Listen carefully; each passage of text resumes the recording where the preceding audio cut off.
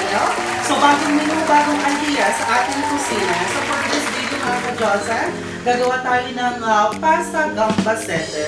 So meron tayong pasta noodles sa ating ingredients. Kailangan natin ng garlic, shrimp, soup stock, chili flakes, oyster sauce. Kailangan din natin ng oyster sauce. And paprika powder, kailangan din natin ng paprika powder, cayenne powder. And so, syempre, pag meron tayong pasta, meron tayong garlic bread on the side. So, kailangan natin ng bread sa ating garlic bread, soaked bread. And yung ating melted na butter para sa ating garlic bread. So, nakamix na yung ating melted butter, garlic, sa kayong basil. So, let's start the cooking and I will do the cooking. Come on, let's go!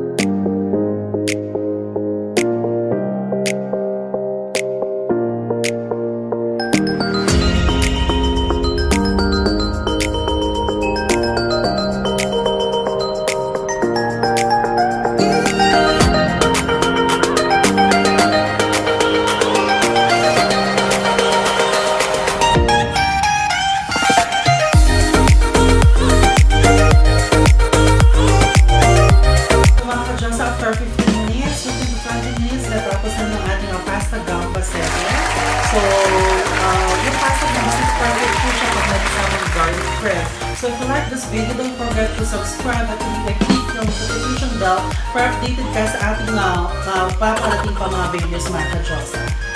So that's it.